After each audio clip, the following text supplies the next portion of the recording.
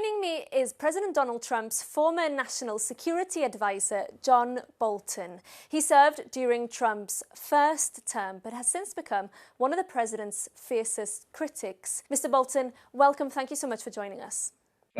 Thanks for having me. So I'd like to start with the situation in Iran. We're hearing that the region is getting prepared for a potential US attack.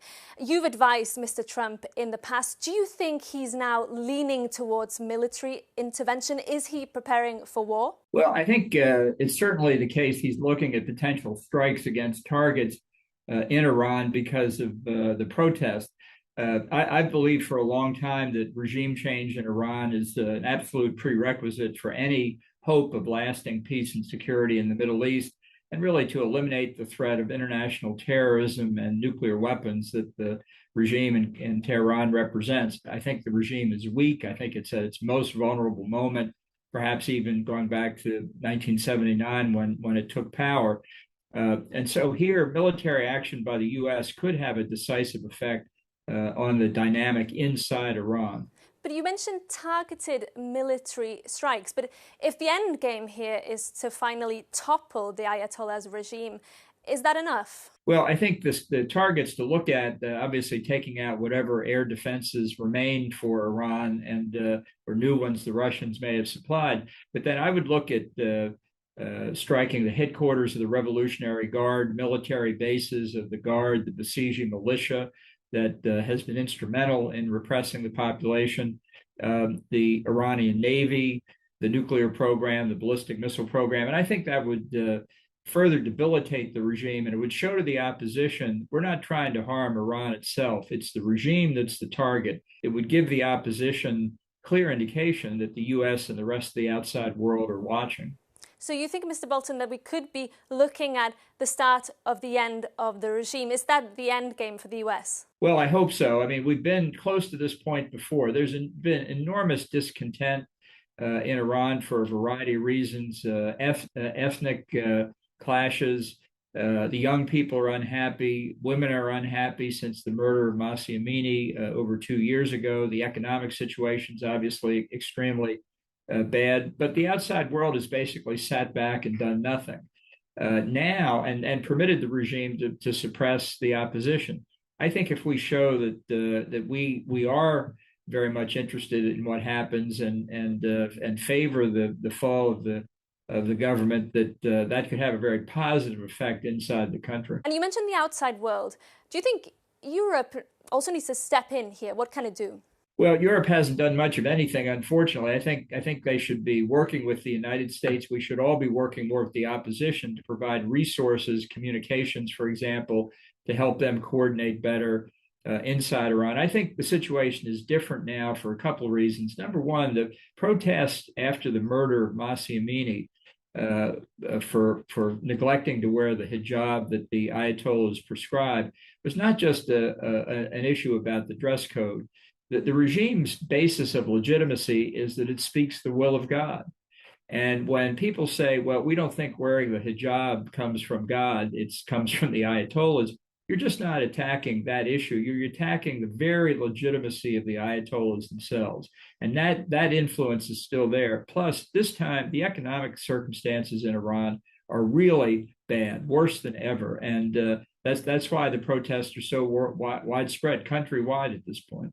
We hear Trump talking about coming to the aid of the Iranian people. We heard similar language when it came to Venezuela, yet Mr. Trump seems to be completely comfortable at the moment with having Nicolás Maduro sit in a New York prison while his vice president, Delcy Rodriguez, is at the helm in Caracas. She is a key figurehead of the Maduro regime.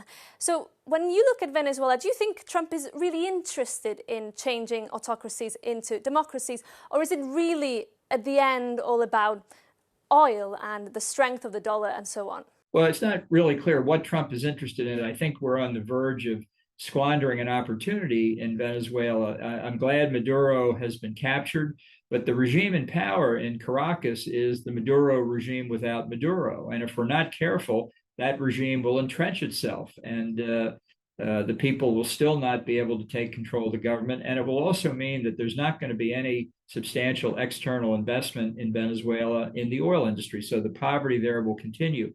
Trump himself tweeted to the Iranian opposition, take control of your institutions. Well, that's what he should be saying in Venezuela as well. That is how you help overthrow the repressive regime. He is due to meet the opposition leader, Maria Corina Machado, very soon.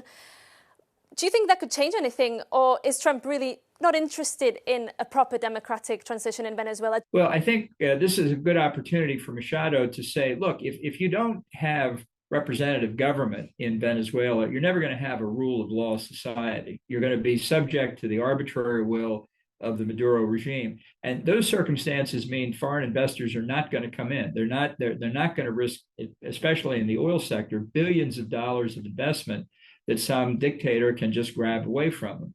So for Trump's own purposes, putting the opposition in Venezuela in power is important, and perhaps she can persuade or explain to him why that's important. If he fails to do that, is that a strategic failure for the US, do you feel? I think it could well be. I think what the regime in Caracas is doing now is shoring up its support from the military, the police, the colectivos, the motorcycle gangs that they use to intimidate the population, and strengthening their position, talking to China about China exploiting Venezuela's oil. So the moment's not lost yet, but it's just a clear mistake to stop with Maduro. And on Greenland, Trump has recently said that anything less than US control of that territory, which belongs to the Kingdom of Denmark, is unacceptable to him. Do you think he's willing to use force, military force, to seize that territory? Ultimately, I don't think he will. I think just the talk, though, of using military force is costing the U.S. in terms you can't even calculate, in terms of trust and good faith and our reputation. And we can say there's a new poll out today that shows exactly 8% of the American people favor the use of force to take Greenland. I'd like to ask that 8% if they even know where Greenland is. Yet he seems to be doubling down, Mr. Bolton. He seems to be turning his back on diplomacy. His language is very clear. What could this mean for the US reputation if he does move ahead with a seizure? And what could it mean for the NATO alliance? Well, I think it's a disaster for the United States, as I say, that we're even talking about this, and it would be infinitely worse if he did try and use military force. I think there'd be a political earthquake in this country. There is essentially zero support, and certainly in Congress, it would be a matter of grave concern. And I think many people believe that if it happened, it would be the end of the NATO alliance and doing grave damage to U.S. national security, not to mention the other NATO allies. In the end, will we just see something more transactional? Do you think he'll opt for a deal, for example, by paying a lump sum to Greenlanders or striking some kind of agreement with the Danish government? Is he pushing here for a sale? Well, he will want to be able to declare victory on something because, after all, the world is divided into winners and losers, and he always wins. But it's not. It doesn't make it any easier to get to an agreement, which legitimately does concern U.S. national security, Canadian security, Danish security, the security of the entire NATO alliance against the growing Russian and Chinese threats in the Arctic Ocean. So a quiet approach to this, I think, could really move fairly rapidly based on the 1951 Danish-U.S. Defense of Greenland Treaty. I'd like to ask you about Ukraine. Trump has been pushing for a very rapid deal to end Russia's war. It doesn't seem to be coming. Europeans have pledged to very specific security guarantees by now. Do you think Trump is willing to do the same? Well, Trump may be willing to give security guarantees, but since it's still not clear he would even uphold Article 5 of the NATO treaty, words on a piece of paper are not the real answer here. The only way you can have a guarantee of Ukrainian security is if Russian troops are moving backward rather than moving forward. So I'm worried about the whole ceasefire approach. I'm afraid it may give Russia an advantage. And that in Europe, people think if we can get a ceasefire, that's a real answer. It's not. It just gives Russia a pause to regroup, rebuild its army, refurbish its economy. Putin wants a Russian empire. He's told us this for 20 years. And in that kind of nationalist thinking, there's no Russian empire without the whole of Ukraine. That's what Putin wants. Do you think there's a risk here that Trump is losing patience and will sell out the Ukrainians? Well, I think he's losing patience because it's not getting him the Nobel Peace Prize that's really the end objective for him on almost everything we've been talking about. I don't know that it would necessarily mean he would sell out Ukraine. He might just withdraw from the issue because it's not making him a winner. And if the U.S. continued to supply intelligence to Ukraine, if we continued to sell weapons and ammunition to our European NATO allies who could pass it on to Ukraine, that I think might be sufficient to keep Ukraine going. That's not an ideal outcome from my point of view, but I think if we could get that minimum, then let Trump walk away. Final question, Mr. Bolton. You know, Trump promised to pursue an America first policy, a less interventionist approach. Some would say he's doing the complete opposite. How would you rate his foreign policy so far in his second term? From 1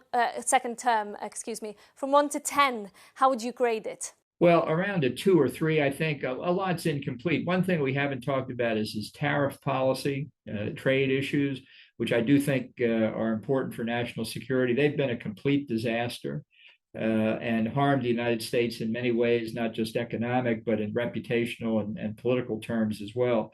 So I don't think Trump really understands what he's doing. He doesn't have a national security grand strategy. Everything is transactional, episodic, ad hoc.